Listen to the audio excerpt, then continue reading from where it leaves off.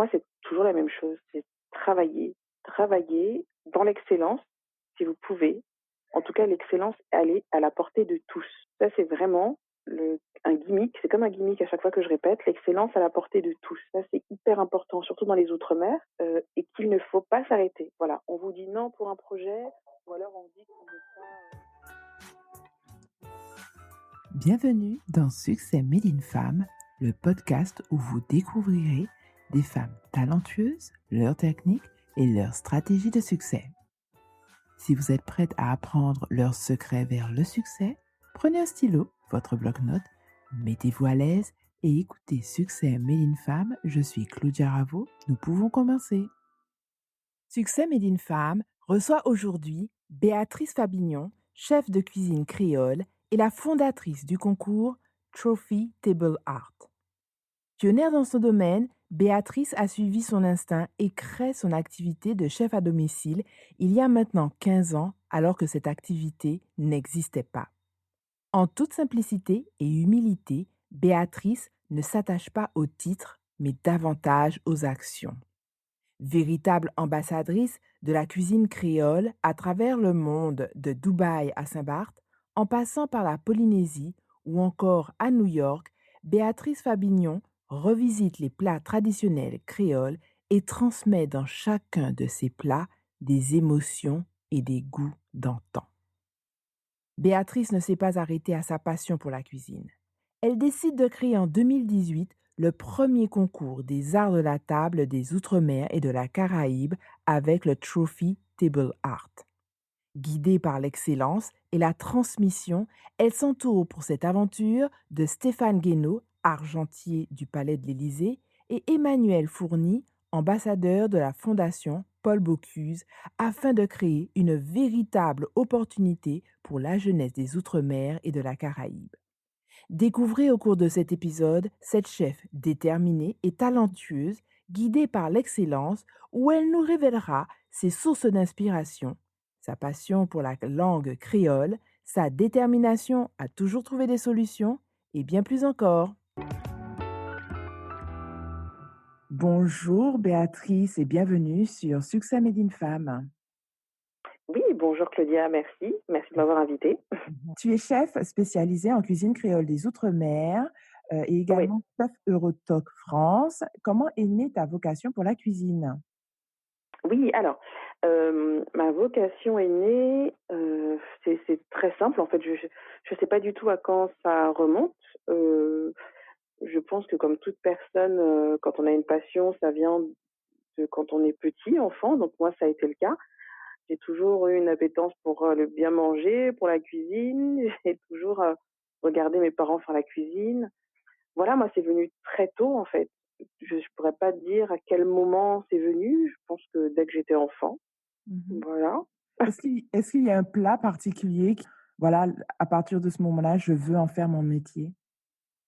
Pas du tout. Ah non, non, vraiment, non, non, non, non, il y a pas un plat particulier, ou une odeur particulière, pas du tout. C'est franchement aussi loin que je remonte, ou que quand je pose la question à mes parents, ben non, j'ai toujours été dans la cuisine à aider en fait. Je pense que étant dans une famille effectivement antillaise, j'ai toujours été là, à préparer le repas avec les parents, à aider, à éplucher, à faire ce que je pouvais quand j'étais plus jeune.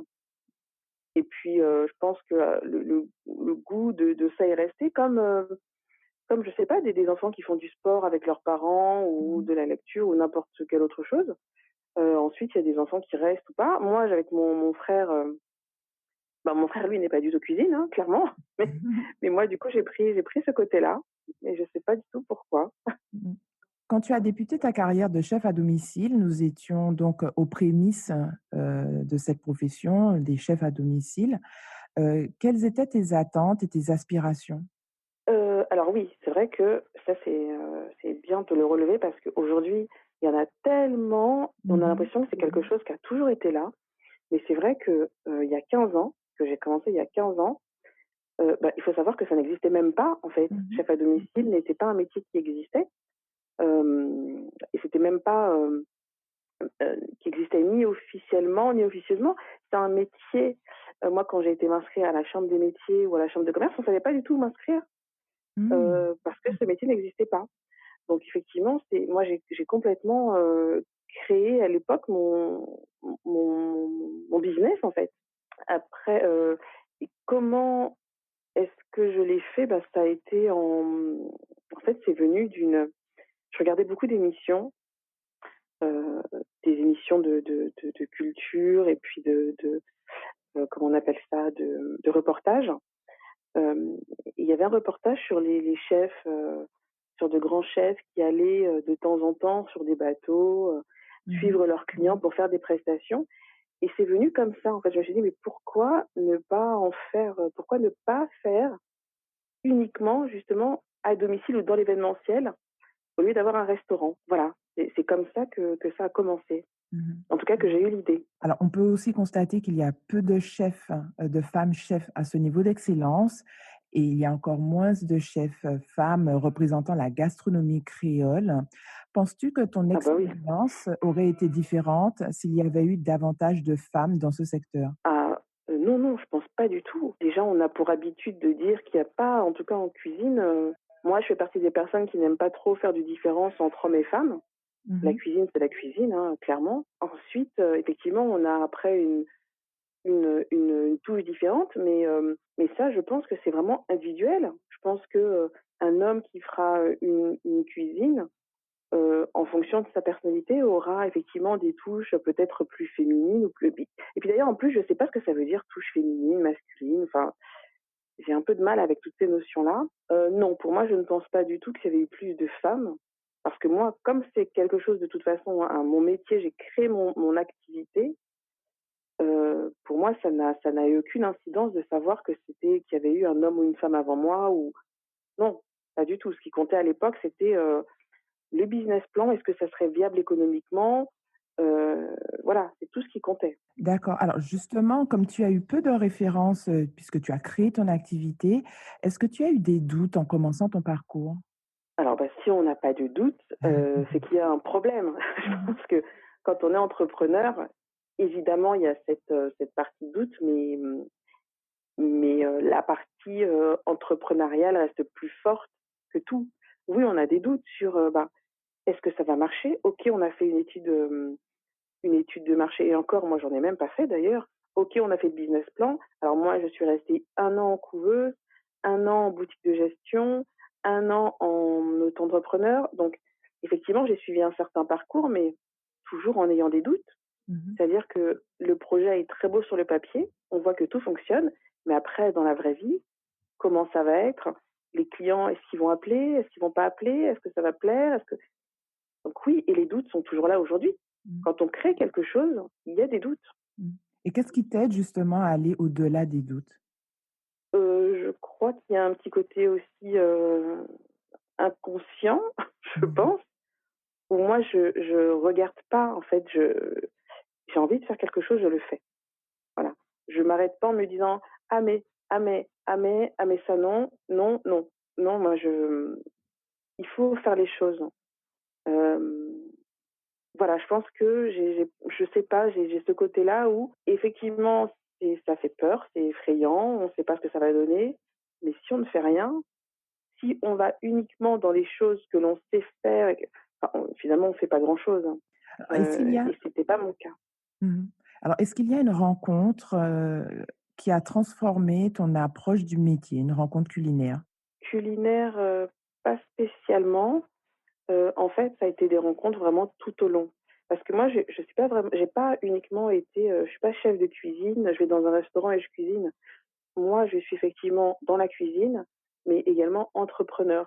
Ce qui fait que, comme j'ai créé mon activité, à chaque étape, j'ai rencontré des personnes qui m'ont donné un coup de pouce, qui m'ont fait, réfléchir, mais dès le début. Dès que j'ai voulu faire cette activité, il y a plein de personnes, 99 qui me disaient: «Mais tu es folle, pour qui tu te prends? Mais qu'est-ce que tu vas faire? Mais tu es qui?» Enfin, en plus, tu es une femme, alors tu es une femme, tu es une femme noire, tu es une femme noire qui va faire la cuisine, tu es une femme noire qui va faire la cuisine créole, tu vois? Voilà, j'avais tout le monde était contre et c'est des rencontres dès la première, voilà, dès la première étape.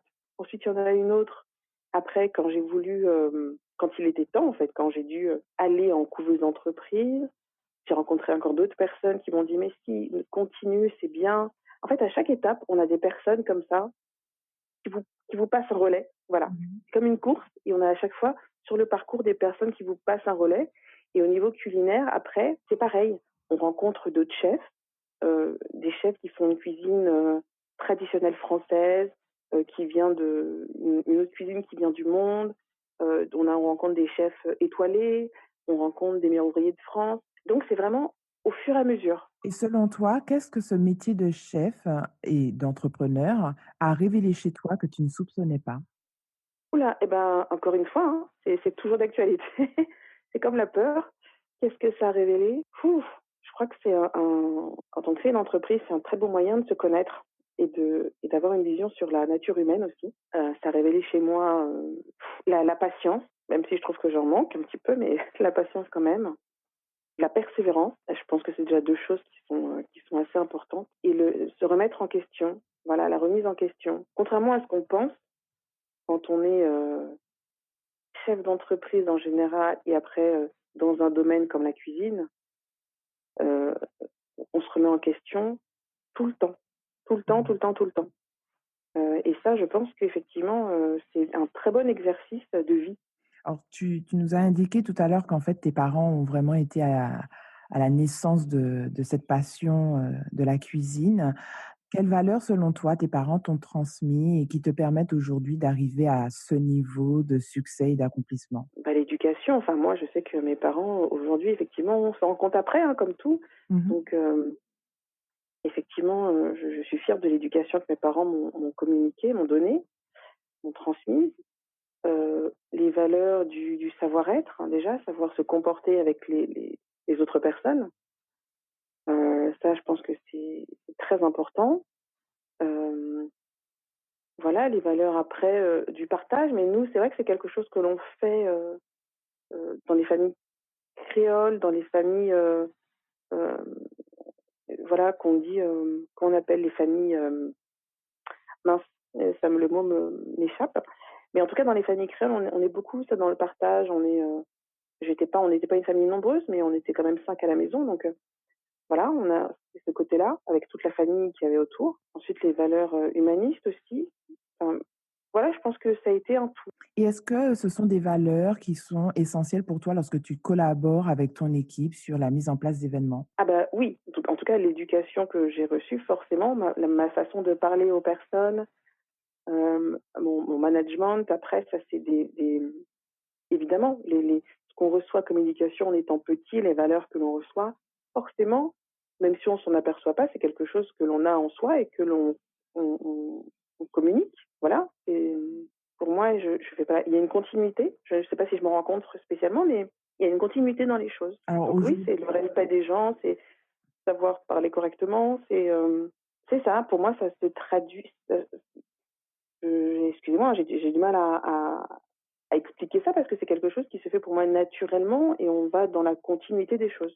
alors aujourd'hui, après plus de 10 ans dans le métier, tu pars vers de nouveaux projets et donc tu as créé en 2008 le Trophy Art Table, qui est un concours, qui permet, justement à la profession, de voir des éclosions dans la profession.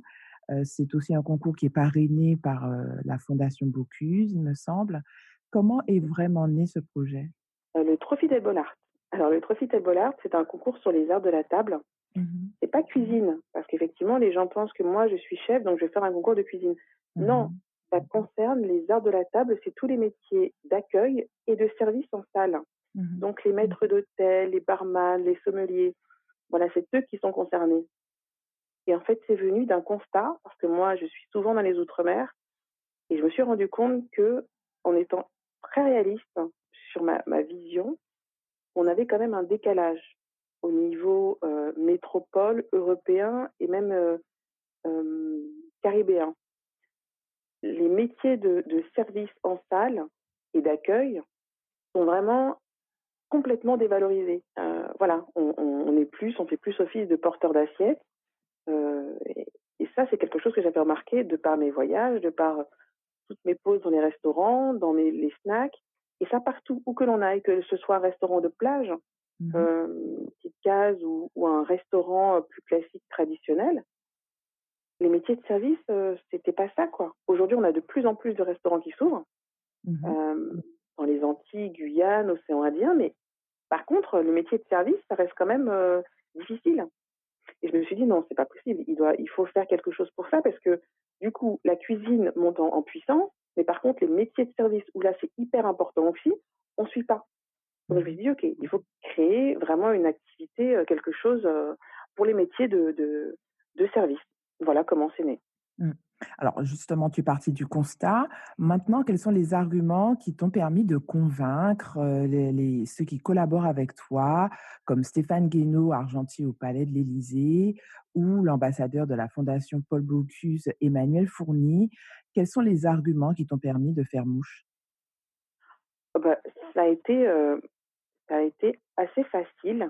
Je leur ai donné rendez-vous, une après-midi, on a été boire un verre et je Mmh. leur ai expliqué mon projet. Donc eux, étant donné que je les ai pas choisis au hasard, hein, il faut savoir que sur des projets comme ça, au-delà de leur métier, de leur fonction d'excellence, ce sont des personnes qui sont, vraiment dans la transmission, vraiment dans le partage. Pas Mmh. dans le partage, politiquement correct où tout le monde veut transmettre. Non, eux, ils le sont vraiment. Et du coup, quand j'ai été les voir, hem, ils m'ont dit: «OK, sans problème», parce que je leur ai expliqué ce que je voulais faire, c'est-à-dire un concours spécialement pour les outre-mer. Je leur ai expliqué concrètement la réalité des choses, comme quoi effectivement les outre-mer, c'est très beau. On a des cultures qui sont généreuses, c'est extraordinaire. Par contre, effectivement, les territoires sont difficiles, hein. Je leur ai Mmh. expliqué tout ça sans prendre de gants, en disant que moi, ce que je voulais faire, c'était vraiment aller à la rencontre des jeunes, du RSMA, des professionnels. Et ils m'ont dit oui tout de suite. Parce que le projet, à la base, c'était, et ça l'est toujours, c'est de la transmission et de la formation auprès des jeunes, auprès des professionnels. Voilà, Mmh. auprès de jeunes et professionnels sur des territoires justement qui sont un petit peu pour moi oubliés. Oubliés dans le sens où, à chaque fois qu'il se passe des concours, ben, ce sont des concours qui ont lieu en métropole Mmh. ou à l'étranger. Et finalement, il n'y a pas grand monde qui vient à eux. Voilà, sur les territoires, il n'y a pas d'excellence, ou alors effectivement, il y a parfois un hôtel privé qui rémunère des spécialistes pour venir faire des formations. Mais un concours gratuit avec vraiment des personnes de l'excellence qui viennent comme ça ne s'est pas fait. Donc voilà, ils ont été séduits par le concept tout de suite en me disant mais c'est super.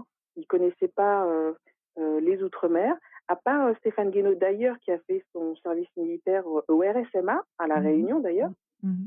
Donc ils étaient tous, Familier. enfin les deux étaient très heureux de revenir et d'aller dans les Outre-mer. Justement, tu as parlé des RSMA et du RSMA et de la jeunesse. Si tu avais un seul conseil à partager justement avec cette jeunesse qui, parfois, manque de confiance en soi et qui pense qu'ils n'ont pas suffisamment de base pour commencer un projet, quel est le conseil que tu leur donnerais? Quand on fait le concours, quand on est sur les territoires et quand on parle aux jeunes, tout de suite ils se disent: «Ah mais oui, mais on veut essayer». Alors déjà pour le concours, moi je conseille aux jeunes déjà de venir à notre rencontre. Il y a rien, c'est gratuit, c'est très facile. Ils auront les coordonnées après, mais ça sera très facile de nous rencontrer. Et après, en général, le conseil que je donne, c'est bien de se remettre en question. Il faut toujours avoir un petit côté doute, un petit côté peur dans un coin de sa tête, mais il faut faire les choses. Voilà. Qui ne tente rien n'a rien, et il faut faire les choses. Voilà. Vous avez envie d'essayer un métier, vous ne savez pas, eh ben voilà, prenez, allez sur le net, renseignez-vous, passez deux trois coups de fil. Quand on ne demande pas, forcément, on n'obtient pas. Il suffit Donc, d'essayer. il faut essayer. Si on Mmh. vous dit non, moi, combien de fois on m'a dit non? Eh ben ok, moi, je considère que la personne m'a dit non, mais c'est pas parce que la personne m'a dit non que tout le monde va me dire non. Il faut sans cesse essayer, essayer, essayer. Après, effectivement, les choses ne sont pas faciles, et c'est pas non plus tout le monde qui peut effectivement être dans l'entrepreneuriat, ça c'est clair. On a chacun notre parcours, mais peu importe ce que l'on fait, il faut essayer. Justement, avec du recul, tu nous as dit que cela faisait déjà 15 ans que tu t'es investie, dans cette profession. En prenant le temps de regarder tes accomplissements, de quoi es-tu la plus fière? Alors il aurait fallu que je réfléchisse à cette question, parce que là je j'ai pas le temps de faire un comeback sur les 15 ans là. je peux franchement, c'est beaucoup trop complexe à faire comme ça en quelques minutes. Là, le projet sur lequel je travaille, je continue de chef à domicile et dans l'événementiel et le projet là pour lequel je me bats, c'est le Trophy Table Art, le concours des arts de la table. Après sur l'ensemble de ce que j'ai fait, je pourrais pas dire parce que il y a beaucoup trop d'événements. Ce qui prouve que, voilà, tu ne t'es pas arrêtée juste à un projet. Ah mais non, voilà, effectivement, moi dans ma façon de faire, c'est-à-dire que quand je fais un projet, j'arrive à le mener à bien, je vois que ça en fait. Une fois qu'il est réussi, c'est très bien, mais il faut passer à autre chose et c'est un Mmh. peu comme ça que je fonctionne. Je je je suis tout voilà, dans une roue qui continue toujours de tourner et on s'arrête pas juste à un projet qui est terminé, on s'arrête là. Non, il faut toujours continuer, continuer, continuer. Alors, un leader est défini comme étant une personne qui cherche des solutions, prend des risques, crée sa propre réalité et brise les idées du traditionnel. Ce sont un peu ces qualités que tu incarnes en créant le Trophy Table Art. Est-ce que tu te considères, toi, comme une leaduse? Mais alors, franchement, en toute honnêteté, pas du tout. Mais alors, c'est assez drôle parce que justement, j'ai un peu de mal avec ça parce que euh, on me taxe d'ambassadrice, mais pas. Enfin, moi, franchement, je fais quand j'ai créé mon activité, égoïstement, c'était quelque chose que je voulais faire pour moi. Mhm. Voilà, pour me sentir bien, pour avoir un travail, pour vivre. Après, si j'ai pu faire vivre d'autres personnes avec mon activité, si j'ai pu aider, tant mieux, mais je ne me considère pas du tout comme une ambassadrice ou comme un leader. Alors certes, dans ma façon effectivement de fonctionner, je suis plus, j'aime diriger, effectivement. Je suis plus en dirigeante d'entreprise, ça c'est clair. Euh, et leader dans le sens où, ben oui, comme je suis à la tête de l'idée, il faut que ça fonctionne. Voilà, il faut trouver des solutions, il faut quoi qu'il arrive, il faut que ça fonctionne. Il faut pas lâcher. Donc dans ce sens-là, mais sinon, leader pour dire en tête d'affiche, non, pas du tout, pas du tout, du tout, du tout. Mais est-ce que tu arrives quand même à visualiser que ta détermination et ta persévérance sont une source d'inspiration pour les nouvelles générations, ceux qui débutent? Non. Euh, non, non, mais vraiment, en fait, non, parce que moi, je suis toujours entrepreneuse et je suis toujours, voilà, quand on me dit, mais ça y est, tu es dans l'accomplissement, tu as concrétisé, mais non, enfin, je sais pas, j'ai l'impression d'être en décalage. La Mhm. façon dont les gens me voient et mon travail, j'ai l'impression d'être en décalage. C'est moi, je suis toujours en train de travailler, en train de chercher, en train de voilà, parce que ce que je fais, c'est pas non plus très simple. C'est clair, hein, on peut pas dire que malgré les images que l'on voit où c'est beau, il y a des belles personnes, il y a des beaux endroits, mais derrière tout ça, il y a beaucoup de travail. Donc honnêtement, non, j'ai un peu de mal, beaucoup Mhm. même. Alors même si cela se retranscrit pas, en tant que leaduse, quel message veux-tu vraiment transmettre, grâce à ton parcours et les actions que où tu t'investis, et de transmission auprès de la nouvelle génération? Le message, pour moi, c'est toujours la même chose, c'est travailler. Voilà, c'est, travailler dans l'excellence, si vous pouvez. En tout cas, l'excellence, elle est à la portée de tous. Voilà. Ça, c'est vraiment un gimmick, c'est comme un gimmick à chaque fois que je répète, l'excellence à la portée de tous. Ça, c'est hyper important, surtout dans les outre-mer, et qu'il ne faut pas s'arrêter. Voilà, on vous dit non pour un projet, ou alors on dit que vous n'êtes pas à la hauteur, ou vous n'êtes pas capable, ou vous n'êtes pas. Eh ben, prouvez que si, prouvez que votre idée, c'est pas parce que les autres n'arrivent pas à se projeter que vous n'y arriverez pas. On ne demande pas aux autres de se projeter, on leur demande de peut-être accepter ou de participer ou de contribuer. Mais en général, quand les projets ne fonctionnent pas ou quand les personnes ne veulent pas vous aider, c'est parce qu'elles projettent toute leur négativité, voilà, peut-être leur manque d'ambition, et je dis non, mais ça peut pas. Comme moi, on a fait pour moi d'ailleurs. Mais non, mais attends, mais tu te rends compte, alors moi, ça a tout de suite été pour qui tu te prends. Comme si vouloir faire la cuisine, c'était quelque chose de, voilà, pour qui je me prends. J'ai pas trop compris cette réflexion. Donc, je dirais, tout simplement, faites les choses. Il faut entendre les conseils, positifs évidemment, il faut entendre les alertes parfois que l'on vous donne. Si des professionnels vous donnent des alertes, c'est qu'il y a quelque chose quand même à écouter. Mais ensuite, prenez votre destin en main, quoi. Il faut faire les choses. Aujourd'hui, à l'heure actuelle, il n'y a plus de métiers. Il y a encore des métiers traditionnels que l'on fait, mais aujourd'hui, c'est reconnu. On change au moins 3 fois de métier dans sa vie. Donc, Mmh. allez-y, prenez les choses en main. Alors tu voyages beaucoup, tu cuisines, à Dubaï, Saint-Barth, en Polynésie, New York. L'organisation elle-même, du concours, Trophy Table Art se déroule en Martinique, en Guyane, très prochainement à La Réunion et en Guadeloupe.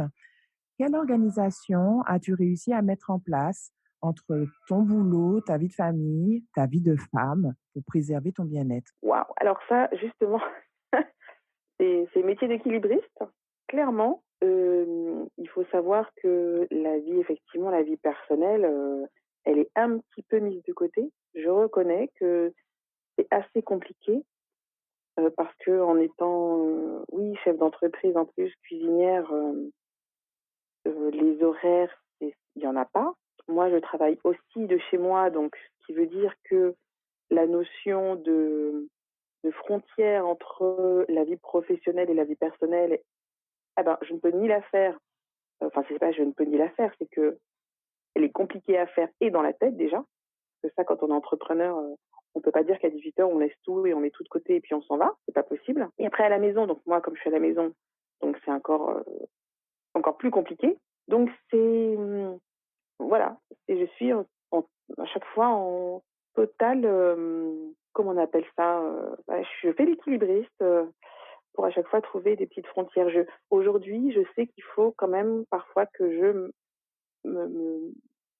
m'accorde des vacances, voilà, que parfois, eh ben ça peut attendre demain. Parce que moi, je suis très dans la réaction immédiate. Quand j'ai un projet, on m'envoie un mail, je réponds tout de suite. Euh, donc aujourd'hui, je sais que, ok, il faut un petit peu s'accorder des temps de pause Mmh. pour aérer son esprit, aérer son corps. Il faut prendre le temps pour chaque chose quand même. Exactement, tout à fait. À quoi ressemblent les 60 premières minutes de ta journée? Téléphone, réseaux sociaux, Mmh. ça ressemble à ça. Clairement, en me réveillant, en me couchant, c'est réseaux sociaux, parce que les réseaux sociaux, effectivement, aujourd'hui, c'est devenu un petit peu, en tout cas dans ma façon personnelle de fonctionner, c'est devenu un peu incontournable. C'est devenu, entre guillemets, un peu mon agent. Enfin, les réseaux sont devenus un petit peu mes agents. Mmh. Comme je mets tous mes événements, du coup, on me contacte souvent sur les réseaux, donc je dois répondre par rapport au réseau. Et ensuite, il faut à chaque fois activer, enfin, actualiser. Donc, ça commence comme ça. J'ouvre les yeux et j'ai mon téléphone. C'est pas bien, hein, mais c'est comme ça. Mmh. Parce qu'en fait, on pourrait penser que ce métier, justement, tu travailles de chez toi, que tout est simple et facile et que tout coule de source. Pas du tout, pas du tout. C'est non, parce qu'il faut savoir s'organiser. Ce que Mmh. les gens oublient, c'est que quand on a une idée, un projet, c'est très bien, mais il y a rien de structuré. Donc en fait, il faut le structurer, il faut apprendre à le structurer.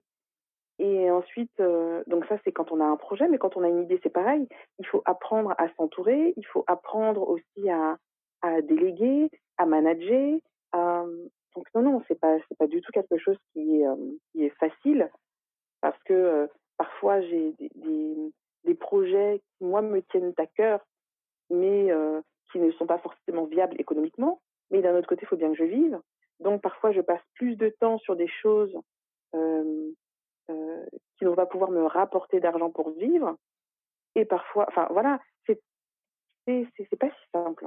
Est-ce que tu as un système d'entraide, je dirais, humain, familial, que tu as pu mettre en place justement pour t'aider à pallier ces moments où, il y a des creux, dans ton activité? En fait, effectivement, les personnes de mon entourage déjà ont mis quand même quelques années à comprendre ce que je fais. Parce que ce que je fais, comme je dis, je suis pas uniquement dans une cuisine. Mmh. Et c'est vrai que les personnes ne comprenaient pas, en tout cas mon entourage, ils ne comprenaient pas de me voir en photo avec telle personne, dans un événement. On disait, mais elle travaille pas, c'est pas possible. Mmh. Qu'est-ce qu'elle fait? Je comprends pas. Elle est là, après elle est là. Voilà, donc ça a mis déjà un petit peu de temps pour qu'ils comprennent que ben, déjà dans l'événementiel, les choses ça fonctionne de cette façon, que effectivement on peut travailler, faire de la cuisine en dehors d'une cuisine. Et voilà, donc ça a été assez drôle cette période-là, et, euh, et pour qu'ils la comprennent. Et non, non, non, moi je me suis toujours débrouillée seule. Mmh. c'est là justement où est aussi le challenge, c'est que on veut créer une activité, il faut que ce soit viable économiquement et il faut s'en sortir par soi-même. Alors effectivement, moi, je ne suis pas, pour le coup, je suis pas mariée, je suis pas en concubinage, donc ne pas avoir une deuxième personne sur laquelle s'appuyer, ça effectivement, comment je pourrais dire? En tout cas, les personnes qui sont à 2, c'est peut-être plus «facile» entre guillemets, parce que quand il y a des creux, et ben, il y a la deuxième personne qui prend le relais. Mmh. Donc effectivement, de cet aspect-là, je peux dire que j'ai encore moins de facilité que par rapport à d'autres. Sinon, non, je me suis d'ailleurs pas posé la question. J'ai fait, voilà, j'ai voulu faire. On m'a dit, ah, tu veux faire ça? Ben vas-y. Donc c'était aussi une sorte, voilà, c'était un peu de la défiance en disant, mais de toute façon, tu vas pas y arriver. Eh ben, écoutez, bah si, si, si. Tu viens de nous dire que les réseaux sociaux t'accompagnaient lorsque tu t'endormais, mais quelle passion explores-tu les soirs après une journée de travail ou en dehors de ta cuisine et qui te nourrit et t'inspire en tant que chef? Alors, franchement, je pense qu'un de mes, un de mes défauts, c'est que je suis entre guillemets, ma tête c'est un ordinateur, donc quand j'ai un projet, j'ai une espèce de matrice qui fait que je ne pense qu'à ça et je ne fais que ça. C'est-à-dire que même le soir, heu, voilà, en regardant même, aujourd'hui là, voilà, aujourd'hui ce qui est très en vogue et ce que tout le monde regarde, c'est Game of Thrones, donc je suis à fond là-dedans. Mais même dans Game of Thrones, j'arrive à trouver des solutions pour mon projet. Je sais pas comment expliquer, mais en tout cas, peu importe ce que je fais, je pense tout le temps à mon projet Mmh. et voilà. Comment contacter les personnes, qu'est-ce que je peux mettre en place, à qui je dois faire, enfin, chez mon cerveau qu'on fonctionne comme ça. Mmh. C'est la passion obsessive pour un projet spécifique. Absolument. Mais pas une passion, Malsaine, non? comment dire? Malsaine. Non, Mmh. c'est vraiment pour débloquer, qu'est-ce que je peux faire pour déverrouiller les choses, quoi?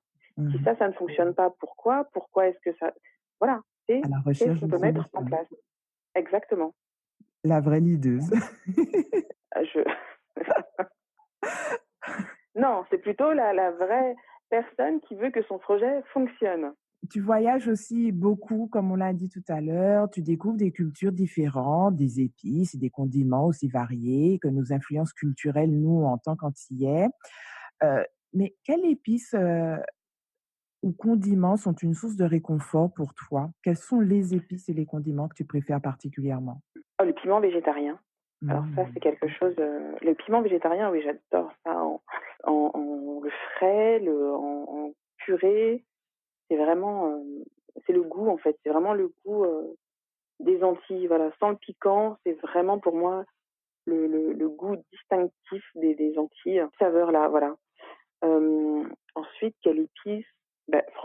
Forcément le colombo, ça forcément je suis un peu née dedans. Mmh. Heu, voilà, je pense que c'est déjà les 2. Après effectivement ça change en fonction Des de régions. moi comme je suis très, oui, des régions et de l'événement sur lequel on travaille, Mmh. sur, l'humeur aussi qu'on a. Moi je Mmh. suis un petit peu, moi je fonctionne, vraiment à l'instinct, à la passion, donc moi je peux rester une semaine à manger que de la mangue. Ensuite je vais en avoir marre, je vais prendre une semaine à manger, non mais c'est vraiment comme ça, hein. Je À écouter la même musique et ça fonctionne, voilà, et c'est comme ça que je fonctionne. Je peux écouter la même musique d'ailleurs, mon staff, ils en ont parfois marre, c'est que je peux mettre la même musique 15 fois d'affilée Mmh. et ça me Cycle. dérangera absolument pas. Donc c'est un peu comme ça et dans la cuisine, c'est ça, voilà. De Mmh. la mangue, j'adore ça. Là, bah, justement, je suis en pleine période de mangue, donc je fais de la mangue, matin, midi et soir, voilà. Et est-ce que tu as eu, durant ta carrière de chef, des demandes, de revisite de plats insolites? Non, parce que moi j'ai la chance par rapport à mon fonctionnement d'avoir des clients, qui suivent un petit peu déjà mon parcours et qui me disent: «OK, nous, on souhaiterait un menu créole, voilà, avec, plus du poisson ou de la viande ou», mais c'est tout. En fait, moi, j'ai la chance d'avoir ça, ou alors peut-être que c'est pas de la chance, c'est que j'ai créé aussi cet environnement pour avoir ce type de clients. C'est que j'ai jamais de demande très précise. Comme ils connaissent mon travail, j'ai la chance qu'ils me laissent plutôt carte blanche. Ouais. On me donne plutôt des directions, Mmh. voilà. Là, si c'est une entreprise ou si une institution, eh ben, ce sera plutôt, sur les fruits, sur tel type de fruits, une autre institution sur, voilà, tel autre type de légumes, et pour les particuliers, voilà, c'est vraiment des grandes lignes. Nous, on voudrait un dessert à base de coco, le plat, on est plus poisson. Enfin, voilà, moi, j'ai vraiment cette chance-là, par contre. On laisse libre cours à ta créativité. Oui, oui, oui, sachant qu'après, effectivement, j'ai pas la prétention et de toute façon, dans ma cuisine, moi, j'ai toujours fait je conserve le goût traditionnel, c'est ça, moi, qui me fait plaisir. Le Mmh. le dernier cocktail que j'ai fait, c'était au Musée de l'Homme où, bah, c'était d'ailleurs pour, la journée de la femme Mmh. où, les personnes venaient me voir en me disant, avec les larmes aux yeux, c'était assez émouvant d'ailleurs. On me disait: «Mais oh, vous m'avez fait j'ai le goût de quand ma grand-mère me cuisinait, la soupe boucanée» ou enfin, voilà, c'est assez impressionnant et ça veut dire que je suis sur la bonne voie quand les personnes vous disent ça. Donc les Mmh. goûts sont là, moi je garde toujours le goût et après, forcément, je retraduis ça avec des contenants de mon époque, avec une façon de présenter les plats aussi de mon époque. J'enlève la matière grasse, j'enlève un peu de sucre, voilà, je fais des plats quand même qui sont, actuels et comme je suis sur un positionnement haut de gamme, eh ben, il faut quand même qu'il y ait une présentation derrière qui suive. Mmh. Alors pour te taquiner un peu, si on te demandait aujourd'hui de revisiter le traditionnel Dombré que personne ne pense à revisiter, tu le revisiterais comment? Eh ben, au lieu de faire, bah, le dombré, chacun sait que c'est à chaque fois les petites boulettes, hein, que l'on Mmh mh. fait tous. Mmh. Tout le monde en a déjà fait. Farine, de l'eau, du sel. Eh ben, au lieu d'en faire plusieurs, je ferais juste une galette. Pourquoi pas faire une seule galette? Ça Mmh. éviterait qu'on passe des heures dans la cuisine. Devant, tout le monde connaît ça, hein, devant la cocotte. Donc pourquoi ne pas faire, voilà, une galette, une toute fine? Ça pourrait être sympa. J'ai jamais essayé, mais on pourrait le faire de cette façon-là. Mmh. Voilà, ça pourrait être le Ça donne début de la des idées réussite. pour les jours, à venir à tester dans sa cuisine. Exactement. Mmh. Eh bien, nous te remercions beaucoup pour ce moment de partage. Je t'invite maintenant à une escapade avec, des questions brûlantes et pour toi rebaptisées pimentées végétarien. Il s'agit pour toi de nous dire ce qui te vient en premier à l'esprit ou quelques questions qui arrivent.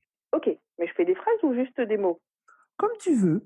La première chose qui te Ok. vient à l'esprit, si tu veux le faire en phrase, il y a pas de souci. Avec quelle femme échangerais-tu de place une journée et pourquoi? Oh waouh, de place, Michelle Obama, ça me tend très bien. Alors échanger ma place, moi j'aurais plutôt dit être à ses côtés pendant une journée. Mmh.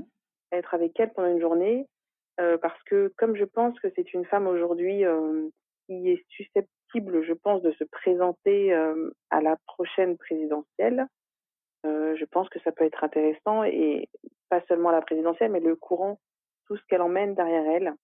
En tant que femme noire, qui a été aux côtés d'un président, qui elle-même, est une avocate, émérite. Donc, je pense qu'effectivement, en une journée, il y aurait pas mal de choses à voir Et et on surtout cuisinerait l'impact, ensemble. oui, surtout l'impact qu'elle a, auprès de la nouvelle génération sur, la lutte contre l'obésité aussi. Oui, aussi. Mmh. Mmh. Quel conseil donnerais-tu à la femme que tu étais quand tu avais 20 ans? Oh là là, j'en donnerais pas qu'un. Je j'en donnerais pas qu'un. Oh là là, quel conseil je lui donnerais? Bah, tu peux dire tous les D'être, conseils, hein? oui, oui, oui, non, en fait, enfin, c'est pas que je cherche, c'est que je me dis, je suis en train justement de me revoir quand j'avais 20 ans. Mmh mh. Je lui dirais de faire attention aux personnes qui sont, soi-disant bien intentionnées, d'être un petit peu moins naïve, dans la nature humaine, voilà, d'être plus confiante, voilà, de se faire confiance, de suivre ses projets. Si tu devais écrire un livre sur les femmes et le succès, quel en serait le titre?